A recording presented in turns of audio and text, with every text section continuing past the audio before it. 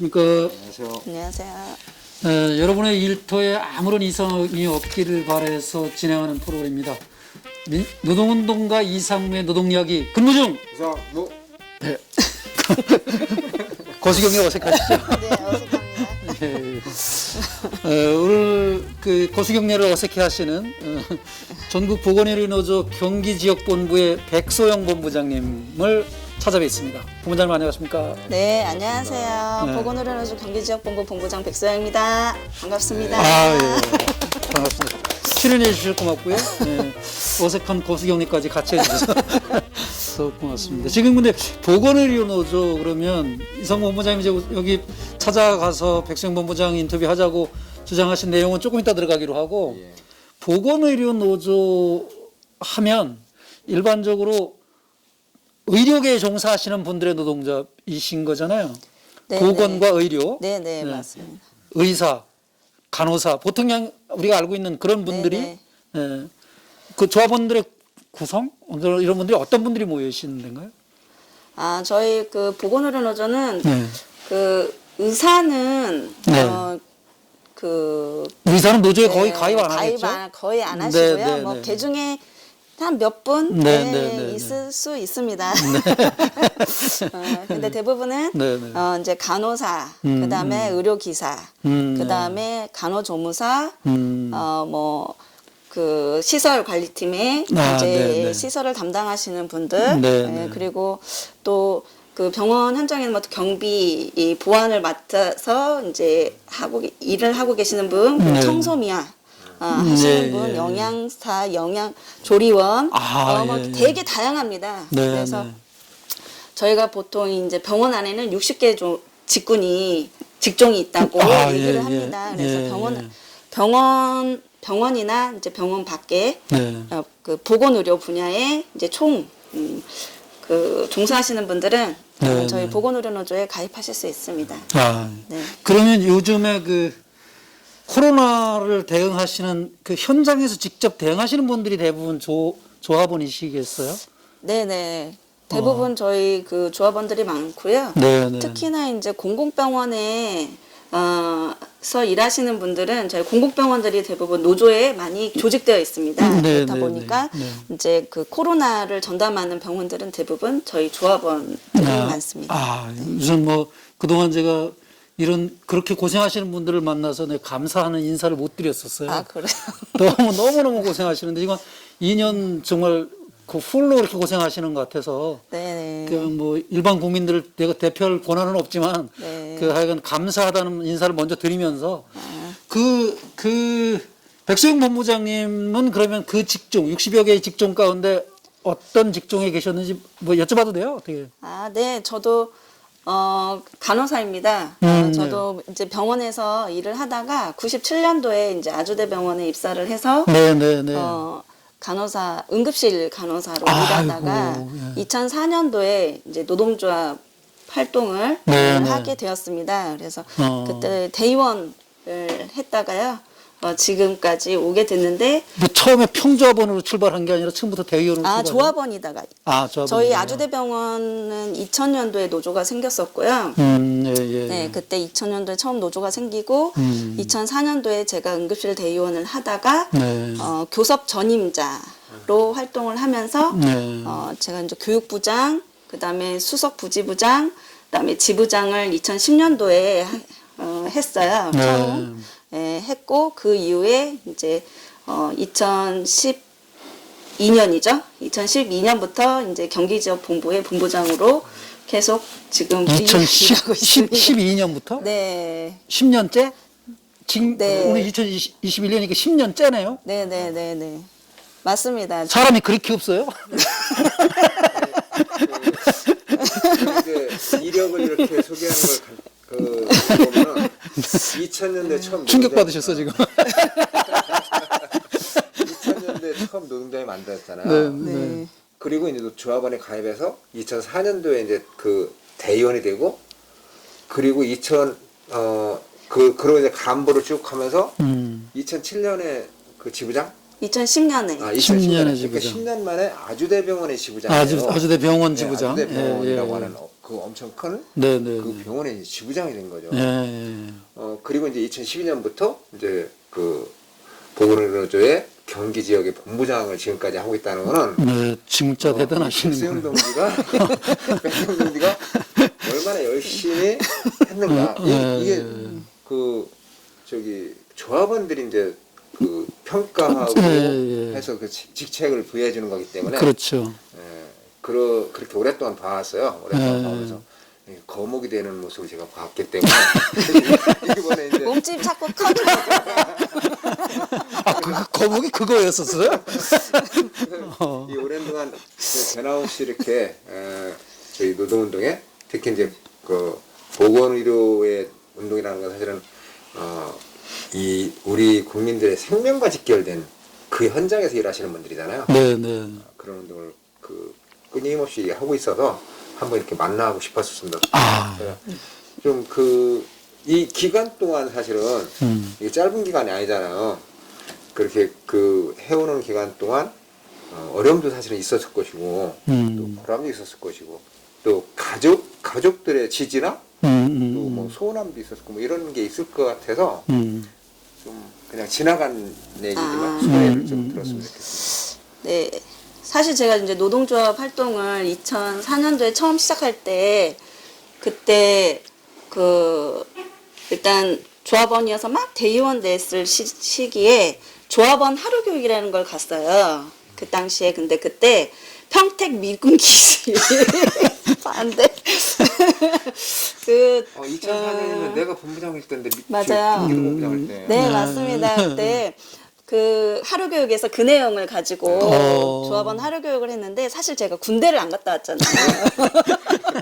그래서 이게 미군 기지가 이게 뭐지 왜 이런 거지 도저히 이게 내가 지금 들은 게 맞는 건지 너무 혼란스러웠어요. 그래서 그때 이제 저희 신랑한테 전화를 해서 내가 이런 얘기를 들었는데 이게 맞는 건지 그랬더니 저희 신랑이 한마디로 일축시켜줬습니다.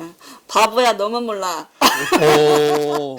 네, 그래서 그 얘기를 들으니까 네. 노동조합 하루 교육에서 교육해준 내용이 진실이었던 거예요. 그래서 그래서 그렇구나 이러면서 새로운 걸 좀 알았어요. 그래서 그 미군 기지에 대한 이제 인식이 좀 생겼었습니다. 그러다가 이제 그 해에 교섭을 들어갔고 또 평택 미군기지 반대투쟁하면서 이제 평택에서 열심히 뛰어다니게 됐는데요. 사실 이제 그때 노동조합 활동을 이제 교섭하면서 교섭 전임으로 나와서 되게 투쟁을 많이 다녔어요. 그때 아마 이상무 본부장님 때 투쟁이 되게 많아서 제가 막 나와가지고 한원 CC 투쟁도 막 하고, 예.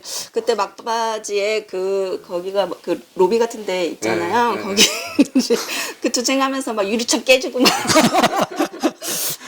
그때 우리가 깬 건 안 했어요. 네, 사치기 구사대가 구사대가 막 깨지고 막 이제 우리는 막 거기 사수해야 된다 이러면서 이제 거기를 막 사수하면서 이제 들어갔는데 아마 이제 저희가 그때 유리창 막 구사대가 깨고 막 이제 저희 위협하고 막 이러면서 막 소화기 뿌려대고 막 위에서 돌 날라오고 막 이랬어요. 그래서 그때 저는 이제 노동조합 활동 처음 시작할 때라 정말 무섭기도 했지만 그 구사대가 진짜 너무한다는 생각을 너무 많이 한 거예요. 그래서 그때 집에 아기 때문에 집에 가야 되는데 그날 하룻밤을 정말 집에 몰래 전화하면서 못 간다고 하면서 새벽 4시까지 그 투쟁 현장에서 이제 있다가 한원 씨가 그 정도까지. 네, 되게 레이크사이드라고 맞아요. 하는데. 레이크사이드 레이크사이드까지. 투쟁에도 같이 했었고 사실 이제 그런 투쟁을 하면서 우리 노동자들한테 이제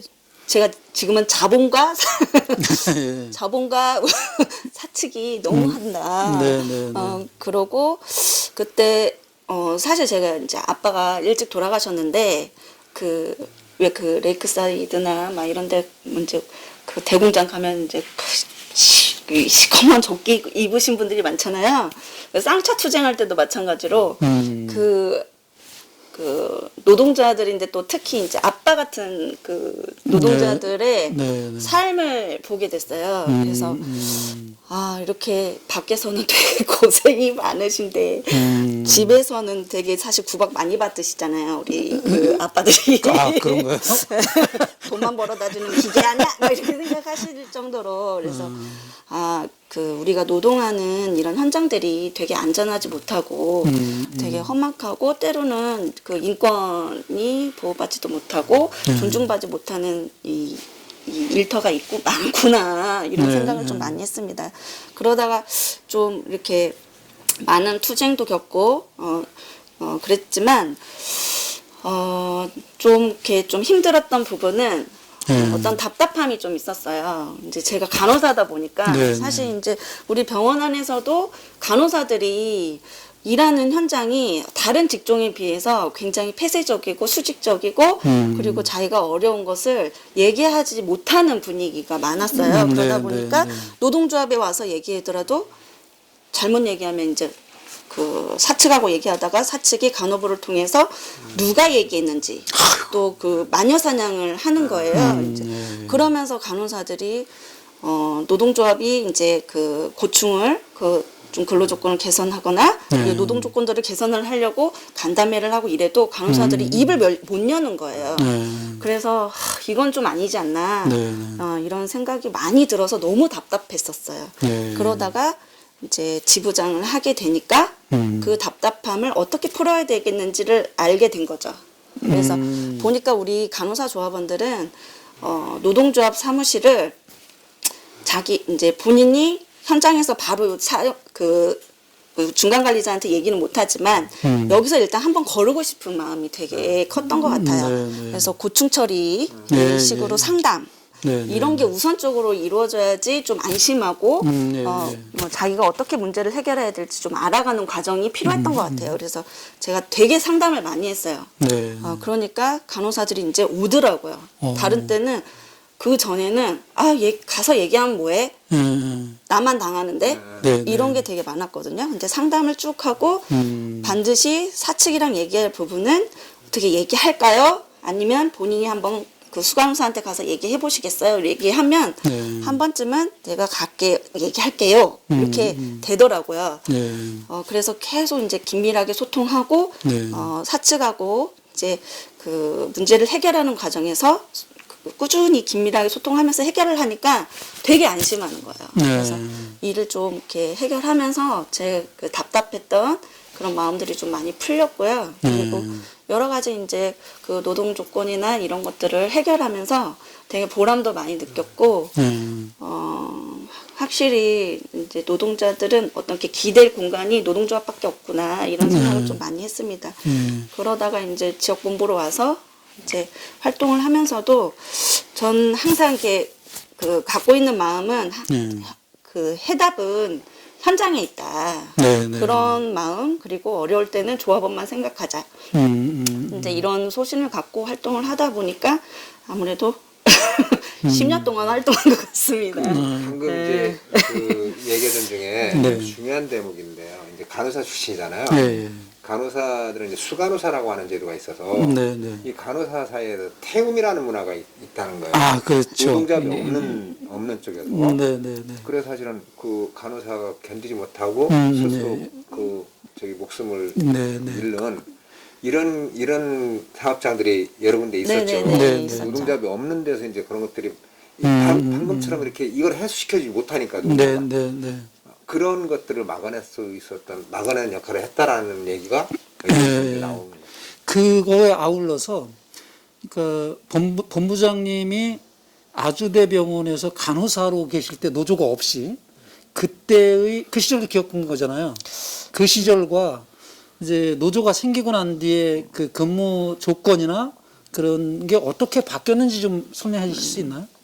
그냥 단적인 예로 하나만 들면 제가 신규로 입사했을 때가 97년도인데 그 당시에 이제 저보다 연배가 있는 그 선생님들이 임산부로 이제 방근무를 했었어요. 방근무.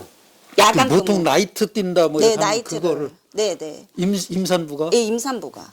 그래서 아직도 그 잔상이 남는 인상적인 장면은 예. 밤 근무하고 한 새벽 3시, 4시쯤이면 굉장히 이제 지칠 시간이거든요. 예. 그러면 사실 이제 저는 쌩쌩하니까 그때 젊은 나이여서 예. 그때 이제 그 약간 환자가 없는 공간에 이제 청소한답시고 앉아가지고 네. 그 같이 일하는 동료랑 막 수다도 떨고 잠깐이지만 예. 근데 임산부인 우리 그 선배 간호사들은 그 잠깐 갱의실에 철푸덕 진짜 예. 완전 지쳐서 이렇게 예. 일하는 거예요. 아. 그래서 왜 임산부인데 음. 그때는 사실 이제 제가 이제 좀 그 결혼도 안 했고 네. 임신도 안 한 상태여서 그 마음을 다 몰랐는데 제가 네. 막상 임신을 해보니까 방근무는 정말 예. 임산부한테 해서는 안 될 일이더라고요. 예. 예. 그 당시도 힘들어 보인다 이렇게 생각을 했는데 네. 노동조합이 생기고 나서 네. 그 임산부 야간 근무 금지 그러니까 모성보호 측면에서 네, 네. 임산부 야간 근무 금지가 됐고 예. 그리고 이제 육아휴직이 생겼고 예. 그리고 당시에 사실 이제 어린이집도 네. 이제 그 좀 생겨가지고 직장 어린이집. 네, 직장 어린이집이 네, 네. 예, 생기고 더 활발하게 이제 그 간호사들이나 상교대 근무자를 우선으로 이제 아이를 맡길 수 있도록 그런 네. 조치들이 좀 있어가지고 사실 이제 이직률이 굉장히 많이 낮아졌고 네. 그거 하나만으로도 너무 좋았어요. 아, 그전에는 그럼 이직률이 좀 높은 편이었나요? 간호사들도? 그 전에는 임신하면 그만둬야 되는. 아이고. 네. 그 왜냐면 요즘에 노조 없는 개인 병원들이나 이런 데 대부분 그래요, 그러면?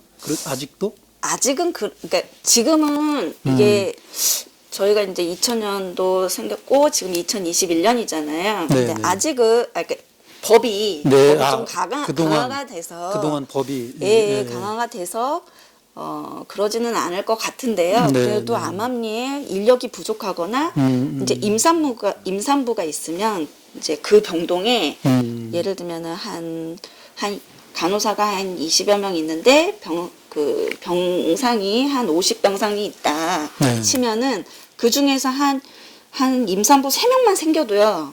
야간 근무를 나머지 근무자들이 다 네, 독박 써야 돼요. 그러면은 해당 임산부도 불편하고 있는 사람도 죽겠고 예, 이러니까 예. 아마 눈치 보여서 그만두는 예, 그런 이제 그 간호사들도 많을 거예요. 노동조합이라는 게가 없으면 정말 네. 전부 다 개인들이 그런 거 감당을 해야 되니까 이제. 네, 그렇죠. 처음에 그걸 만들 때도 이제 노동조합이 있으면 중간에서 이게 이제 임신이란 것은 누구만 임신하는 게 아니라 모두가 임신할 수 네, 있다. 네. 그렇기 때문에 우리가 야간 근무를 임산부는 없애주고 예, 나머지가 이제 돌아가면서 네, 하자. 네. 이렇게 설득을 할 수가 있잖아요. 그렇죠. 예.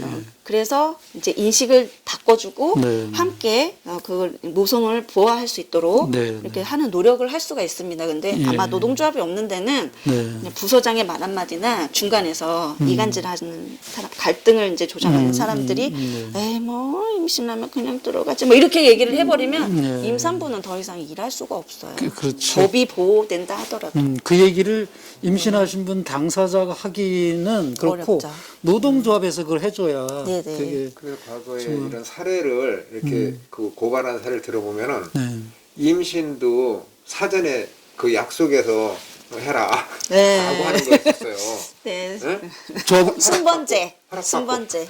그러니까 이 부서에 3명 있는데 3명 있는데 다른 2명한테 양해를 구하고 임신을 해야 돼. 네. 아이고.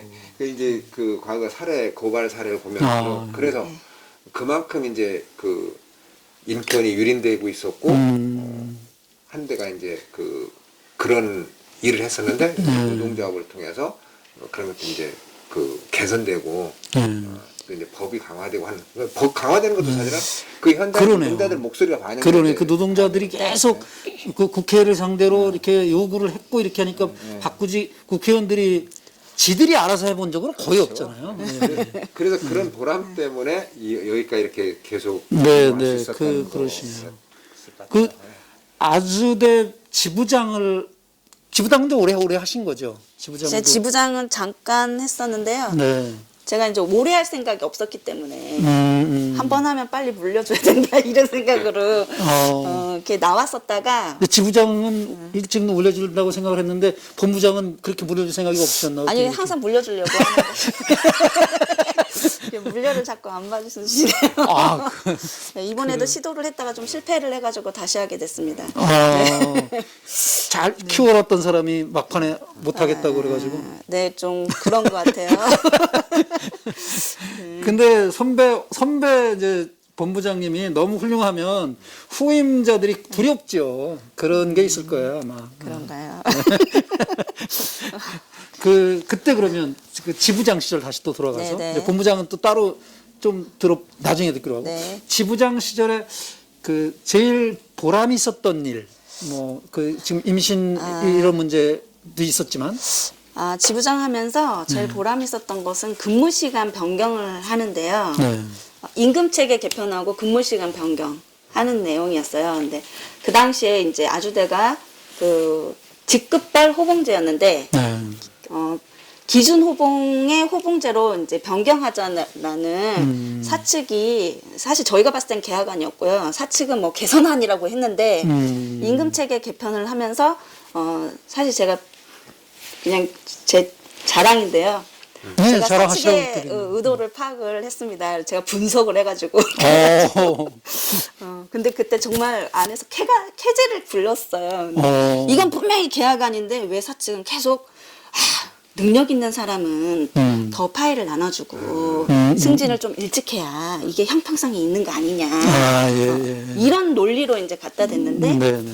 이제 저희가 그거를 이건 계약안이라고 이거는 인건비를 줄이고자 하는 사측의 계약안이다라는 얘기는 주장은 했지만 근거를 찾기가 어려웠어요. 네네. 누군가가 분석을 해야 되는데 네, 그때 네. 이제 제가 좀 엑셀을 조금 해서 그때 자료를 만들어서 들이밀고 그때 명확하게 근거를 들이댔죠. 그래서 그때 그 논리로 사실 저희가 사측의 그래서 그때 저희가 이제 저희가 원하는 방향으로 그 개편을 반영을 했긴 체계로. 했습니다.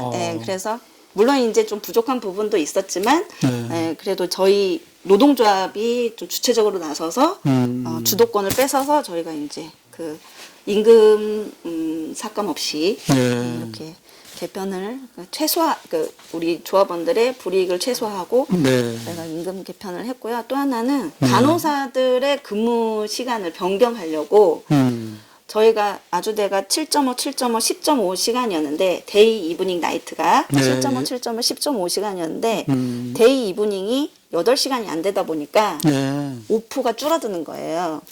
오프라는 게? 쉬는 날이.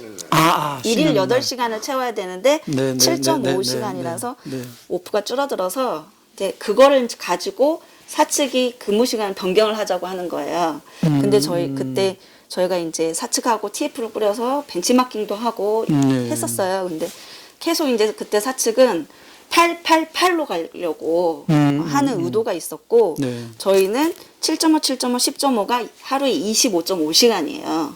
근데 그거를 다 근무 시간으로 인정을 받고 있었거든요. 근데 저희 그 아주대 병원처럼 실 근무 시간으로 다 인정받고 있는 데가 저희가 지방까지는 안 봤는데 서울, 경기권 사립대 중에 한 군데가 있었고요. 그 다음에 저희가 유일하게 다 인정을 받고 있었더라고요. 근데 그것을 사측이 이제 25.5시간을 24시간제로 돌리려고 하면 그 당시에 그때도 제가 이제 또 데이터를 만들어서 사측의 의도, 우리의 주장 뭐 이래가지고 입장을 정리를 명확히 해서 아무튼 25.5시간을 뺏기지 않고 근무 시간을 이제 변경을 해서 9.5시간으로 변경을 해서 오히려 사측은 이제 인력 충원 없이 간호등급을 상향시켜서 가려고 했었던 의도를 저희가 인력 충원 이시 간호등급을 상향화 해서 그렇게 해서 지금도 생각하면 그때 잘 막았구나 이런 생각이 듭니다. 그런 게 이제 보건의료 노조 전체에 퍼져가지고 이제 너는 거기 있을 정도가 아니고 일단 본부로 올라와라 이렇게 막